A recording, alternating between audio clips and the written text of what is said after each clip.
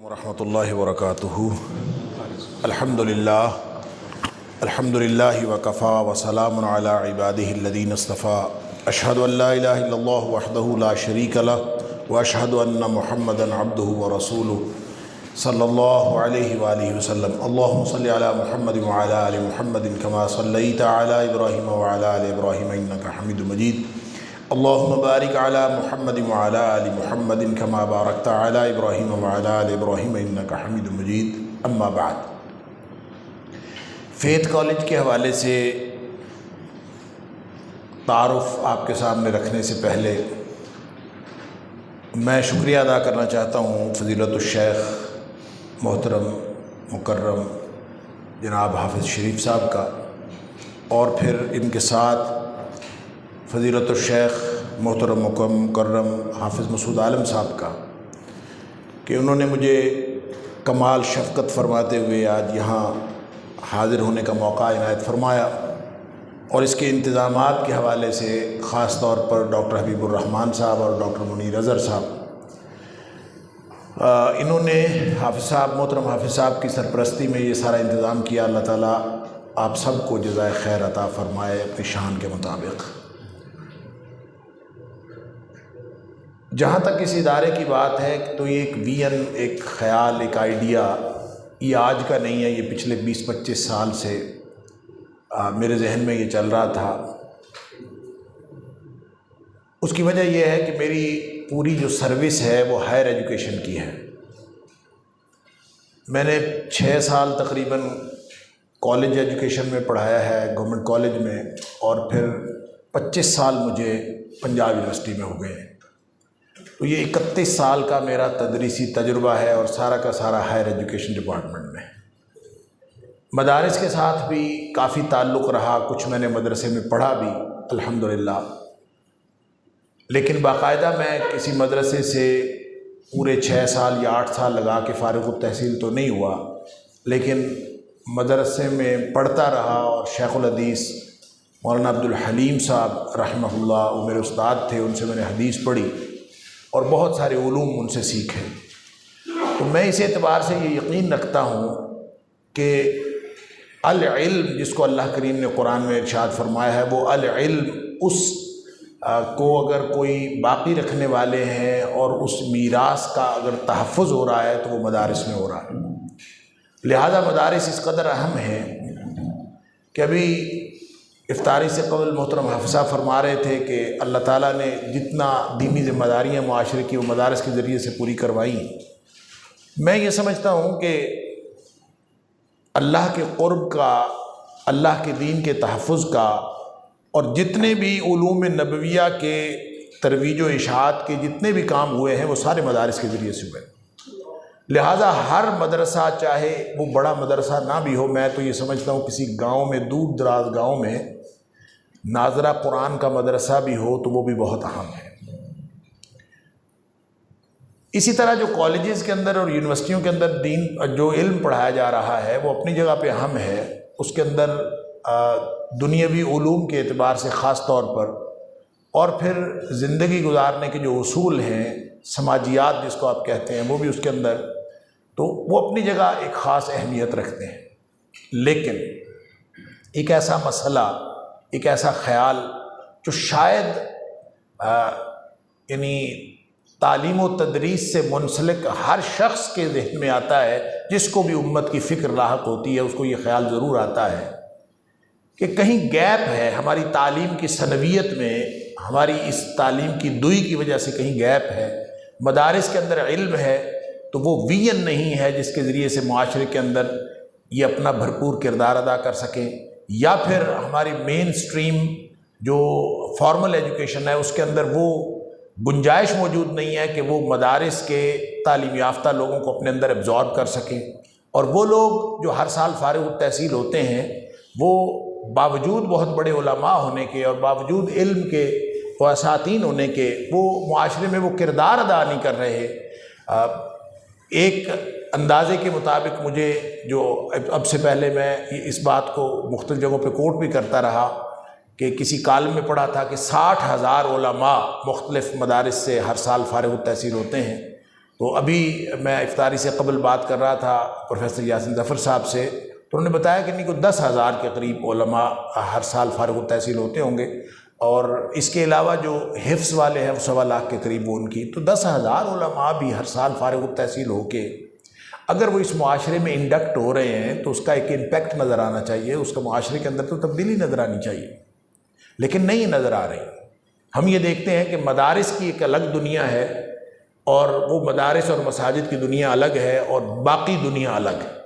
لہٰذا اس دنیا کے ساتھ ہمارا تعلق نہیں ہے۔ یہی وجہ ہے کہ مدارس کے اکاؤنٹ بند ہیں، مدارس کے معاملات بند ہیں، اور یہ چیزیں بالکل الگ سے چل رہی ہیں۔ اس موقع پر مجھے ایک بات جو اکثر یاد آتی ہے میں عرض کر دیتا ہوں کہ مولانا عبید اللہ سندھی رحمۃ اللہ علیہ، ان کے حوالے سے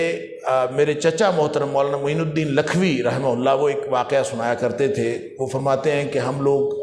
نوجوان جو جذبہ جہاد سے سرشار ہوا کرتے تھے، تو مولانا عبید اللہ سندھی کو جلا وطنی ہوئی، پھر ایک عرصے بعد وہ واپس تشریف لائے، تو کہتے ہیں کہ ہمیں پتہ چلا کہ یہاں ضلع قصور کے گاؤں میں وہ تشریف لائے ہیں اور رات انہوں نے وہاں قیام کرنا ہے اور فجر کی نماز کے بعد درس دیں۔ تو کہتے ہیں کہ ہم 6-7 نوجوان جو جذبہ جہاد سے سرشار تھے، ہم ساری رات پیدل چلے لکھوں کے سے، تو ہم اس گاؤں میں پہنچے مولانا عبید اللہ سندھی کی صرف سننے کے لیے کہ وہ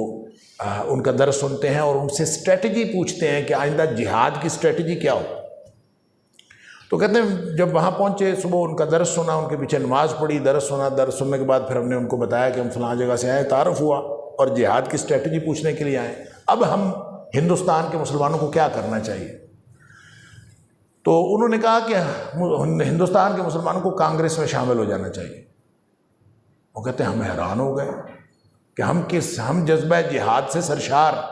اور کچھ اسٹریٹجی پوچھنے آئے ہیں، وہ کہتے ہیں کانگریس میں شامل ہو جائے۔ تو کہتے ہیں ہماری تو بالکل دنیا ہی الٹ گئی کہ یہ ہمیں کیا کہہ رہے ہیں۔ تو جب ہم نے اس کی وضاحت پوچھی تو شیخ نے یہ فرمایا کہ جو جنگ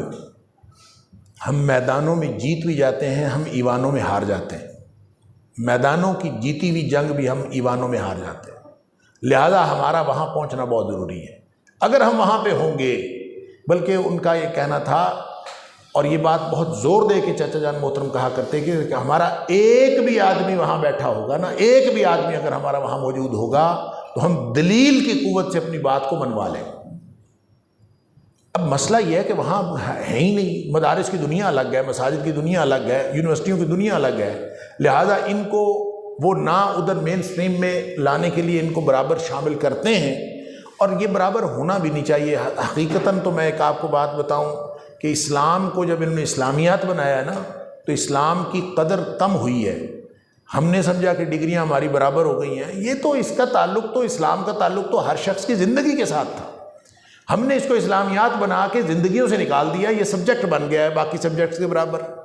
اس کا ہر انجینئر کی زندگی کے ساتھ تعلق تھا، ہر ڈاکٹر کی زندگی کے ساتھ تعلق تھا، ہر پروفیسر کی زندگی کے ساتھ تعلق تھا، پورا جو مسلمان ہے اس کے ساتھ اس کی زندگی سے اسلام کا تعلق تھا۔ اب یہ ایک سبجیکٹ ہے، صرف اسلامیات والوں اور اسلامیات والوں کے بھی کے لیے ضروری نہیں ہے کہ ان کی زندگی کے اندر موجود ہو۔ جیسے کوئی کیمسٹری میں MS کر رہا ہے، ایسے کوئی اسلامیات میں کر رہا ہے، جو فزکس میں کر رہا ہے ایسے اسلامیات میں کر رہا ہے، لہٰذا ان کا زندگیوں کے ساتھ کوئی تعلق نہیں، ہماری زندگیوں سے نکل گیا۔ اس ثنویت کو دور کرنے کے لیے جو میرے ذہن میں ہمیشہ خیال آتا تھا کہ ایک ایسا ادارہ ہونا چاہیے جہاں ایسے افراد کار تیار کیے جائیں جس میں ایک تو تعلیم ایسی ہو کہ اس میں بنیاد ہماری العلم والی ہو، علوم نبویہ کی ہو، لیکن ان کو وین وہ دیا جائے کہ وہ دنیا میں اور اس سارے نظام کے اندر اپنے آپ کو کھپا سکیں، اور ایسے افراد کار تیار ہوں جو مختلف محکموں کے اندر اور مختلف جو یعنی طبقہ حیات ہیں اور شعبہ حیات ہیں ان کے اندر اپنا کردار ادا کر سکیں۔ جب تک یہ نہیں ہوگا، جب تک ہم ہر جگہ پہ نہیں ہوں گے، تو ہمیں تھانے دار کرسی کیوں پوچھے گا؟ تھانے دار یا پولیس والا جو ہے وہ اہل علم کی قدر کیوں کرے گا؟ اور اسی طرح سے جس محکمے میں جو لوگ بیٹھے ہیں، بیوروکریٹ بیٹھے ہیں، وہ علماء کرام کو کیوں عزت اور قدر کی نگاہ سے دیکھیں گے؟ اس لیے کہ وہ دنیا الگ ہے، یہ دنیا الگ ہے۔ اگر ایسے لوگ افراد کار ہوں گے جو وہاں پہ پہنچیں، جن کو علوم نبویہ کی پوری تفہیم بھی حاصل ہو اور وہ دنیا میں اپنا کردار ادا کرنے کے لیے اور پریکٹیکل لائف کا ویژن بھی رکھتے ہوں، تو پھر وہ ہیں جو ایسا اس گیپ کو بھی برج کر سکیں گے، اور پھر وہ ایسے افراد کار ہوں گے جو امت کے مستقبل کی تعمیر کر سکیں گے. یہ ایک بات ہمیشہ سے ذہن میں آتی تھی، لیکن ایک موہوم سی امید وہ نکل کے پھر ختم ہو جاتی تھی، اور یہ ایک خواہش موجود تھی. کبھی میں نے کوشش نہیں کی. محترم حافظ صاحب نے مجھے، یقین کیجئے، مجھے اس دن جب میں نے حافظ صاحب کا میسج سنا، میں حافظ صاحب، حافظ مسعود عالم صاحب ہوں یا حافظ شریف صاحب ہوں، ان سے تو ہم بہت ساری انسپریشن لیتے ہیں بہت سارے معاملات میں. میں تو ویسے ہی زندگی میں اللہ تعالیٰ نے جو چیز سکھائی ہے اس میں ایک چیز یہ شامل ہے، اور میں اس کو بہت قدر کی نگاہ سے دیکھتا ہوں کہ جو مجھ سے اس دنیا میں 4 دن پہلے دنیا میں آ گیا ہے، مجھ سے یعنی عمر میں بڑا ہے، میں تو اس کی بات کو بھی بڑا ورت کرتا ہوں. میں سمجھتا ہوں کہ اس کی بات میری بات سے کہیں اہم ہے، کیونکہ وہ 4 دن پہلے آیا ہوا ہے، اور بہرحال بڑوں کی عزت کرنا ہمیں شریعت بھی سکھاتی. لیکن حافظ صاحب نے جو بات کہی، اور حافظ صاحب نے فرمایا کہ اس طرح سے یہ چیزیں مدارس کو یا کسی بھی ادارے کو قائم کرنے کے لیے جن چیزوں کی ضرورت ہے وہ ہم اس طرح سے کر نہیں سکتے. تو یقین کیجئے ایک دفعہ مجھے بھی تھوڑا دھچکا لگا، اور یہ کہ ہم کس طرح کریں گے. اور میں نے یہ پہلے یعنی اگر 20-25 سال سوچتا رہوں تو اسی وجہ سے سوچتا رہوں کہ میں کسی کو کہہ نہیں سکتا، کسی سے پیسے مانگنا کتنا مشکل کام، کسی کو کہہ نہیں سکتا، لہذا کبھی نہیں کہا. اپنا وین اپنے اندر ہی لے کے پھرتا رہا، اور ہر ادارے کو اپنا ادارہ سمجھ کے یہ سمجھ لیا تھا کہ میں نے اپنا ادارہ کبھی نہیں بنانا. ہر ادارے کے ساتھ تعاون کرنا ہے، وہ مدرسہ ہو، یونیورسٹی ہو، جہاں ادارہ جو تعاون ہو سکتا ہے، جو زندگی اللہ تعالیٰ نے دی ہے اس کے لیے لگانی ہے، لگی ہوئی ہے، بس ٹھیک ہے الحمدللہ. ایک دفعہ ایسے ہی گفتگو ہو رہی تھی تو چند لوگ وہاں بیٹھے ہوئے تھے جو کاروباری حضرات ہیں. ان میں سے میں آپ کو بتا دوں کہ اہل حدیث کوئی نہیں ہے. تو انہوں نے میری گفتگو کے درمیان میں سے نقطہ نکالا. مجھے کہتے ہیں پھر حل کیا ہے؟ آپ جو کہہ رہے ہیں کہ افراد تیار ہونے چاہیے، تو افراد کہاں تیار ہوں گے؟ تو اس کے لیے تو اچھا خود میں نے نہیں بولا، مجھے انہوں نے اپنے منہ سے بولا. وہ کہتے ہیں اس کا مطلب ہے اس کے لیے تو ادارہ ہونا چاہیے. میں نے کہا جی بالکل ادارہ ہونا چاہیے. تو کہتے ہیں پھر آپ ادارہ بناتے کیوں نہیں؟ میں پھر ہنس کے چپ کر کے ابھی کیوں نہیں بناتے. کچھ دنوں بعد انہوں نے مجھے فون کیا اور انہوں نے کہا کہ ہم نے ایک جگہ خریدی ہے اور ہم یہ چاہتے ہیں کہ اس میں سے 4 کنال جو ہیں ہم آپ کے ادارے کے لیے دے دیں اور آپ وہاں پہ ادارہ بنائیں. تو میں نے کہا بھی ٹھیک ہے، آپ نے کہاں جگہ خریدی ہے؟ انہوں نے بتایا کہ ہم نے رنگ روڈ کے اوپر 14.5 کنال، اس وقت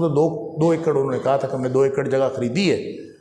اور اس میں سے 4 کنال ہم آپ کو دے دیں گے اس ادارے کے لیے. تو میں نے کہا بھی نہیں، 4 کنال تھوڑی جگہ ہے، آپ وہ 2 ایکڑ کی 2 ایکڑ ہی ہمیں دے دیں، وہ پوری ہمیں دے دیں. تو انہوں نے کہا جی اتنی آپ کیا کریں گے؟ میں نے کہا ادارہ جو ہے وہ 4 کنال میں نہیں بنتا. تو انہوں نے کہا چلیں تو باقی کی پھر آپ کو قیمت دینی پڑے گی. میں نے کہا دے دیں گے. تو کون دے گا؟ میں نے کہا اللہ تعالیٰ بندوبست کر دے گا کہیں سے. بہرحال مختصر یہ کہ یہ ابتدا تھی اور یہ بالکل اللہ کی طرف سے ایک ایسا یعنی اس آئیڈیا کو میٹیریلائز کرنے کے لیے یہ خود سے اللہ تعالیٰ نے ایک انتظام کیا. ہم نے پھر اس کو کوشش کی فیتھ ویلفیئر سوسائٹی رجسٹر کروا لیں اور اس کو لانچ کریں. ان سے پھر بہرحال بات ہوئی پیسوں کی، تو رمضان کے اینڈ تک انہوں نے کہا کہ ہم آپ کو وقت دے سکتے ہیں، آپ اگر پیسے دے دیں تو ہم ساری زمین آپ کو دے دیں گے. ٹوٹل 293 مرلے جگہ، اور 293 مرلے جگہ میں سے جو 80 مرلے گویا انہوں نے پہلے ہمیں کہہ دیا کہ ہم آپ کو دے دیتے ہیں. پھر اس کے بعد ابھی ہم نے مہم کا آغاز نہیں کیا تھا، تو 2 دوست جو ہمارے بھی دوست ہیں، ان کے بھی دوست ہیں، کوئی درمیانے ان کے زیادہ دوست ہیں، انہوں نے خود سے اس دوران کہا کہ 1.5 کنال جگہ جو ہے اس کی قیمت ہم دے دیتے ہیں. تو وہ 90 لاکھ روپیہ انہوں نے ان کو دے دیا، ادا کر دیا. تو یوں الحمدللہ 5.5 کنال جگہ کی قیمت کا بندوبست خود بخود ہو گیا رمضان شروع ہونے سے پہلے. ہم نے ابھی لانچ نہیں کیا تھا. تو بہرحال اس کے بعد ہم نے لانچ کیا ہے اور میں نے اعلانات شروع کیے یہاں اپنی جو مسجد مبارک میں اور مختلف لوگوں کو اور سوشل میڈیا وغیرہ پہ کہا. تو الحمدللہ کچھ نہ کچھ آ رہا ہے، اللہ کا شکر ہے، اور بہت سارے لوگ تعاون کر رہے ہیں. لیکن وہ بہرحال ایسا نہیں ہے تعاون کہ جس کے بارے میں بندہ کہے کہ یہ بس پیسے پورے ہونے ہی والے ہیں یا ہو جائیں گے. اس لیے کہ 5 کروڑ 49 لاکھ بنتے ہیں، یعنی ٹوٹل 293 مرلے جگہ ہے، اس میں سے 80 مرلے وہ اور 30 مرلے 110 مرلے کی قیمت کا کوئی انتظام ہو گیا، اور باقی 183 مرلے جگہ باقی.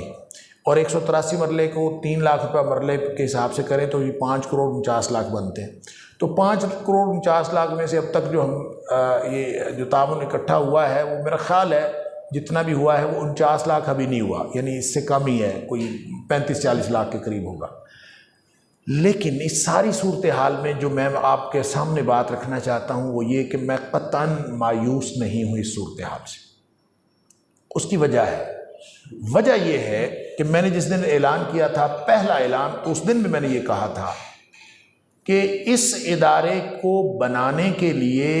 میں ایمبیشس تو ہوں، میری خواہش تو ہے کہ اللہ کرے میری زندگی میں بن جائے، لیکن قطعاً مجھے اس بات کی پریشانی نہیں ہے کہ لازماً میری زندگی میں بنے۔ میں نے ایک کام جو اللہ تعالیٰ نے مجھ سے کام لینا ہے، میں اس کے لیے میں نے شروع کر دیا ہے۔ اب یہ ہوتا ہے کہ نہیں ہوتا، میری زندگی میں ہوتا ہے یا بعد میں ہوتا ہے، یہ اللہ کو معلوم ہے۔ یہ تو اللہ کا شکر ہے کہ اللہ تعالیٰ نے ہمارے ذمہ کوشش کرنا رکھا ہے، منزل مقصود پہ پہنچانا اس نے اپنے ہاتھ میں رکھا ہے، تو یہ اس کا کام ہے، یہ خود بنے گا انشاءاللہ۔ سارے معاملات بھی خود ہوں گے، کیسے ہوگا اس میں جتنی مشکلات اناؤنس کرنے کے بعد آئیں وہ شاید پہلے اندازہ ہی نہیں تھا، وہ پہلے اندازہ ہوتا تو شاید میں اناؤنس ہی نہ کرتا، اور وہ مشکلات اس قدر شدید تھیں اور ہیں ابھی بھی۔ اس زمین کے بارے میں بھی مختلف چیزیں، اس کی لیگل پوزیشن کے بارے میں مختلف چیزیں، پھر قیمت کے، پھر تعاون کے، پھر اور مسائل ابھی بھی چل رہے ہیں۔ اللہ تعالیٰ خیر کرے گا، کیا ہوگا کیا نہیں ہوگا ہمیں نہیں پتہ۔ لیکن میں گجرانوالہ میں نے ایک جگہ گفتگو کی تو میں نے یہی کہا تھا، اور آپ سے بھی یہی عرض کرتا ہوں کہ یہ ایک فکر ہے کہ ہمارے ایک عرصہ سے یہ ضرورت محسوس کی جا رہی ہے۔ جس سے بات کرو وہ کہتا ہے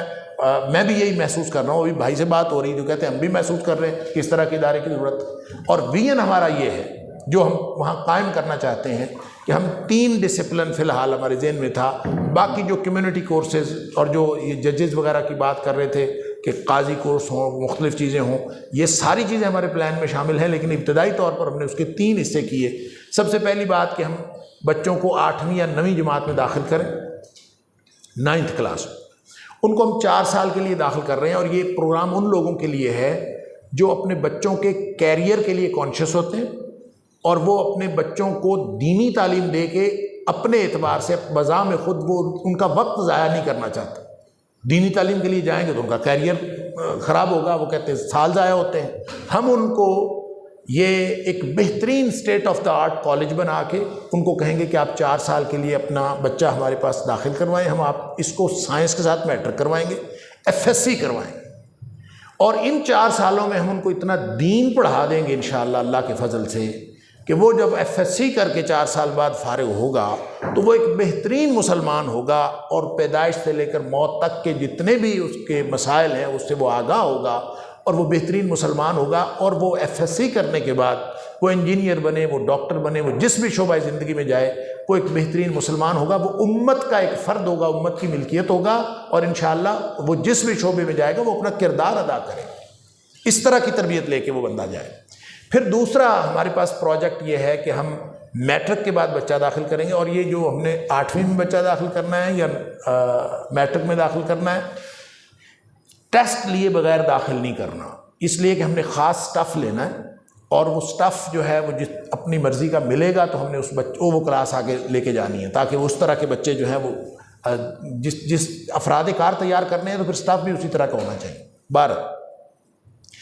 میٹرک کے بعد 6 سال کے لیے بچہ داخل کیا جائے، اور 6 سال میں ان کو BS کروائے۔ ان 6 سالوں میں ہمارے خیال میں BS کرنے کے ساتھ اتنی گنجائش موجود ہے کہ ان کو پورا دین پڑھا دیا جائے، اور اس کے لیے نصاب ہم نے بنا دیا ہوا ہے، وہ 6 سالہ نصاب بھی بنا ہوا ہے، 4 سالہ نصاب بھی بنا ہوا ہے، اور وہ 6 سال میں وہ جو بچہ فارغ التحصیل ہوگا وہ علم کے اعتبار سے بھی، ویژن کے اعتبار سے بھی پریزنٹیبل ہوگا، اور وہ جس بھی فیلڈ میں جائے وہ اس کو ہم BS کروانے کے بعد فارغ کر دیں گے، وہ عالم دین ہوگا پورا، لینگویج کے اعتبار سے بھی وہ انگریزی اور عربی اور فارسی اور اردو 4 زبانوں کا ماہر ہوگا، یعنی یہ ہمارے نصاب کے اندر شامل۔ اچھا، تیسری چیز ہمارے پاس یہ ہے کہ ہم ان کو ایک ایسا کیریئر کاؤنسلنگ کر کے انہی میں سے بچے منتخب کر کے ان کو ہم جو ملک کے بڑے بڑے امتحانات ہیں، PMS ہے، CSS ہے، مختلف، ہم ان کو خود گائیڈ کریں کہ آپ فلاں چیز کے لیے موزوں ہو، ان کی صلاحیتوں کو دیکھ کر ان کی کیریئر کاؤنسلنگ بھی کریں، پھر اس کی تربیت دیں، اور پھر ان کو اس طرح سے تیاری کرائیں کہ پھر وہ جب اپیئر ہو تو اس کو کسی سفارش کی بھی ضرورت نہ ہو اور کسی دھکے کی ضرورت نہ ہو۔ اور ہمیں پچھلے دنوں ایک آدمی ملا، اس نے کہا جی ہم روکتے ہیں لوگوں کو کہ ہم کھڑے ہوتے ہیں بھرتی کرنے کے لیے، کسی خاص محکمے تھا تو اس نے کہا کہ ہم نے طے کیا ہوتا ہے کہ ہم نے شیعہ کو نہیں آنے دینا، لیکن وہ اس قدر پریپیئرڈ ہو کے آتے ہیں، اس قدر وہ تیاری کر کے آتے ہیں کہ ہمارے روکنے کے باوجود وہ ہو جاتے ہیں سلیکٹ۔ ہم یہ چاہتے ہیں کہ ہم انشاءاللہ ایسے افراد کار تیار کریں اور اس طرح کی تیاری کرا کے ان کو مارکیٹ میں پلیس کریں کہ پھر ان کو کوئی روکنا چاہے بھی تو روک نہ سکے، پھر وہ خود اپنی جگہ انشاءاللہ بناتے چلے جائیں۔ یہ ہے وہ ویژن، اور اس ویژن کے تحت ہم نے اس ادارے کو اللہ کے فضل سے لانچ کر دیا ہے۔ یہ ہماری زندگی میں بن جائے گا کہ نہیں بنے گا، یہ امت کی فکر کا ایک گویا عملی اظہار ہے۔ ہم نے اس میں اپنا قدم ڈال دیا ہے، آپ لوگ اس میں حصہ ڈال سکتے ہیں تو ضرور ڈالیں، نہیں بھی ڈال سکتے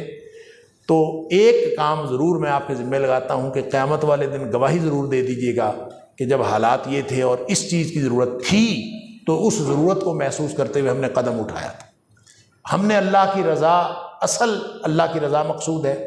وہ ادارہ بنے بغیر حاصل ہو جاتی ہے تو ہمیں اور کیا چاہیے؟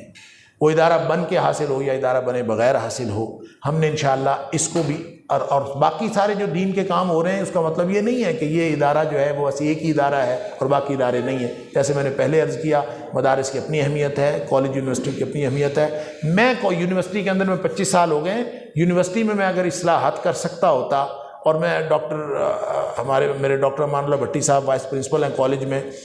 ہم آپس میں بھی ڈسکس کرتے رہتے ہیں کہ کالج اور یونیورسٹی کے اندر ہم کس قدر ڈیلیور کر سکتے ہیں، وہ بھی تو امت کے بچے ہیں، ہم ان کو تربیت کر کے ان کو ہم کس قدر کارآمد بنا سکتے ہیں، تو وہاں جتنی گنجائش ہے اللہ کے فضل سے ہم وہ بھی لگے ہوئے ہیں، اپنا کام ہم کر رہے ہیں، اور جو کمی کوتاہی ہے بقیہ زندگی میں اس کو بھی دور کرنے کا پورا ارادہ ہے انشاءاللہ۔ اس کمی کوتاہی کو دور کر کے اس میں بھی ہم اپنا بھرپور رول پلے کریں گے۔ ایسا نہیں ہے کہ بس یہ ایک ہی فوکس ہے اور اس کو کرنا ہے، لیکن یہ بہرحال کرنے کا کام ہے۔ اگر آپ یہ سمجھیں کہ کرنے کا کام ہے تو پھر آپ فیتھ کے کارکن بن جائیں،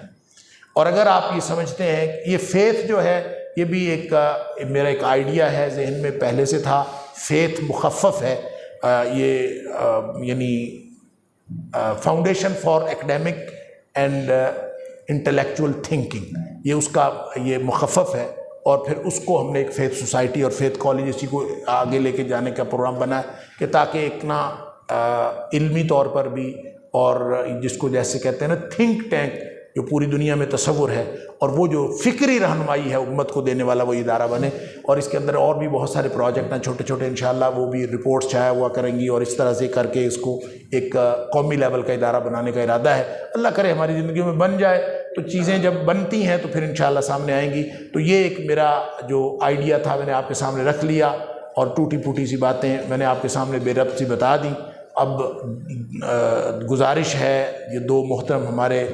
شیوخ تشریف فرما ہیں، ان سے درخواست ہے کہ دعا بھی فرمائیں، سرپرستی بھی فرمائیں، اور ہمیں ہدایت اور رہنمائی بھی فرمائیں کہ اگر ہمارے اندر کوئی غلطیاں ہیں تو ہم اس کو ٹھیک کریں، اور اس کو کام کو کیسے کرنا ہے اس کے لیے رہنمائی بھی فرمائیں۔ ہم تو یہ درخواست لے کے ہر جگہ پہ میں تو جا رہا ہوں اور میں سب جگہ کہہ رہا ہوں، اور آپ لوگ اگر سمجھتے ہیں کہ کرنے والا کام ہے تو اس کے کارکن بن جائیں، نہیں بھی تو دعا ضرور کریں کہ اللہ تعالیٰ ہماری فکری اور عملی غلطیوں کو دور فرمائے اور ہمیں اپنی رضا کے لیے کام اخلاص کے ساتھ کرنے کی توفیق عطا فرمائے۔ وآخر دعوانا الحمدللہ رب العالمین۔ جی سر، اللہ تعالیٰ نے آپ کو یہ توفیق دی ہے، بڑا اچھا دین ہے، ہم نے پڑھا بھی ہے، قرآن جانتے ہیں، انشاءاللہ ہم آپ کے کارکن ہیں، انشاءاللہ جو سکتا کریں گے۔ لیکن عام طور پہ جو حالات ہمارے ہوتے ہیں کہ ادارہ بنتے، بلڈنگ بنتے 5-10 اس طرح کا اکثر ہو جاتا ہے، تو اگر آپ کی ٹیم جو آپ کو ویژن اللہ نے دیا ہے وہ فوری طور پر کسی جگہ پر اس کو لانچ کر دے، بہت سی جگہ پر لوگوں کے پاس بلڈنگ یا جگہ یا گنجائش اس طرح کی موجود ہے، اس کی ایفیلیشن ہے یا گورنمنٹ کے ہاں انسٹیٹیوٹ ہے یا اس طرح کی چیزیں، وہ جلد ہو جائیں۔ باقی یہ ادارہ بھی انشاءاللہ بننا چاہیے اور بن جائے گا، ایک میری رائے یہ ہے، تاکہ اس کے لیے نہیں آپ کی کام جزاک اللہ خیر، آپ کی یہ جو رائے ہے یہ پہلے بھی آ چکی ہے، انڈر ڈسکشن بھی ہو، ہم اس پہ ڈسکس بھی کر چکے ہیں اور کچھ 1-2 بلڈنگز دیکھ بھی چکے ہیں۔ اگر کوئی مناسب بلڈنگ مل جائے تو یہ ہو سکتا ہے جو آپ نے کہا، یہ لیکن اس پہ ڈپینڈ کرتا ہے کہ وہ بلڈنگ مناسب ہو، تو وہ اگر ان کی ضروریات پوری کرتی ہو تو یہ بالکل اس ادارے کی تعمیر سے پہلے یہ ہو سکتا ہے۔ آپ کی بات بالکل ٹھیک ہے، اس پہ ہم نے سوچ بھی لیا ہے اور اس سے پہلے قدم اٹھایا بھی ہے۔ آئندہ بھی آپ کی کوئی تجویز ہوگی تو انشاءاللہ اس کے مطابق کیا جا سکتا ہے۔